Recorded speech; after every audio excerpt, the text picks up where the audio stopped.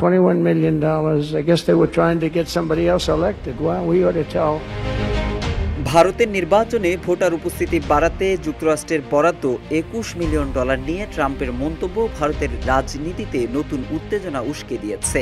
Trump সম্প্রতি মিয়ামিতে এক সম্মেলনে বলেন, ভারতে ওই অর্থ খরচের মাধ্যমে সম্ভবত অন্য কাউকে নির্বাচিত করার চেষ্টা ছিল।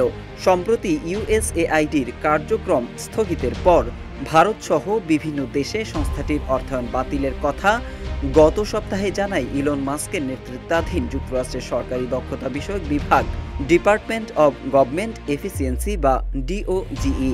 এরপরই ভারতে অর্থ ব্যয় নিয়ে ওই বক্তব্য দেন প্রেসিডেন্ট ডোনাল্ড ট্রাম্প।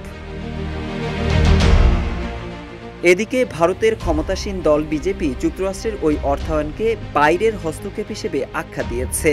দেশটির প্রধান বিরোধী দল কংগ্রেসের বিরুদ্ধে অভিযোগ তুলে বিজেপি বলেছে তারা এই হস্তক্ষেপ চেয়েছিল। কংগ্রেস এই অভিযোগ অস্বীকার করে বলেছে ট্রাম্পের মন্তব্য অর্থহীন। ক্ষমতা গ্রহণের পরপরই ট্রাম্প মার্কিন অর্থনীতিকে চাঙ্গা করার লক্ষ্যে ইলন মাস্ককে প্রধান করে ডিপার্টমেন্ট অব গভর্নমেন্ট এফিসিয়েন্সি বা ডিওজিই বানান। রান্নায় আমার ভালোবাসা Jamuna gas stove. Jamuna gas stove, আধুনিক, নিরাপদ ও দীর্ঘস্থায়ী। মাস্কের এই দফতর এখন পর্যন্ত যেসব সিদ্ধান্ত নিয়েছে সেগুলোর মধ্যে ইউএসএআইডির বিভিন্ন প্রকল্পে অর্থায়ন বাতিল করাই সবচেয়ে বড়। বাতিলকৃত প্রকল্পের মধ্যে ভারতে ভোটার উপস্থিতি বাড়াতে $21 মিলিয়ন ছাড়াও বাংলাদেশে রাজনৈতিক পরিস্থিতি শক্তিশালী করার লক্ষ্যে নেওয়া $2,90,00,000 বা $29 মিলিয়ন প্রকল্প রয়েছে। ডিওজিইর অর্থায়ন বাতিলের সিদ্ধান্ত সমর্থন করে ট্রাম্প বলেছেন, ভারতের বিপুল অর্থ রয়েছে এবং তারা বিশ্বের সবচেয়ে বেশি কর আরোপকারী দেশগুলোর মধ্যে রয়েছে।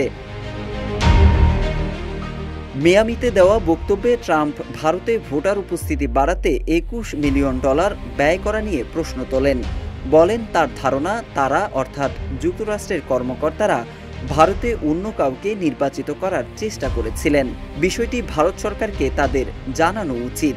একই দিন বিজেপির তথ্য প্রযুক্তি সেলের প্রধান অমিত মালব্য সামাজিক যোগাযোগ মাধ্যম এক্সে কংগ্রেস নেতা রাহুল গান্ধীর একটি ভিডিও ক্লিপ শেয়ার করেছেন, যেটি 2024 সালে ভারতের সাধারণ নির্বাচনের আগে লন্ডনের একটি অনুষ্ঠানের।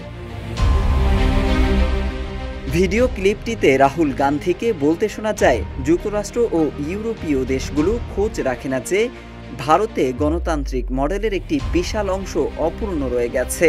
অমিত মালব্য তার পোস্টে লিখেছেন, রাহুল গান্ধী লন্ডনে থেকে যুক্তরাষ্ট্র থেকে শুরু করে ইউরোপের মতো বিদেশি শক্তিগুলোকে ভারতের অভ্যন্তরীণ বিষয়ে হস্তক্ষেপ করতে আহ্বান জানাচ্ছিলেন। অমিতের দাবি নাকচ করে কংগ্রেস নেতা জয়রাম রমেশ মোদির শাসনামলে ইউএসএআইডির থেকে পাওয়া সহায়তার ব্যাপারে সরকারের প্রতি প্রতিবেদন প্রকাশের আহ্বান জানিয়েছেন। মোহাম্মদ সাইফুল ইসলাম, ইত্তেফাক।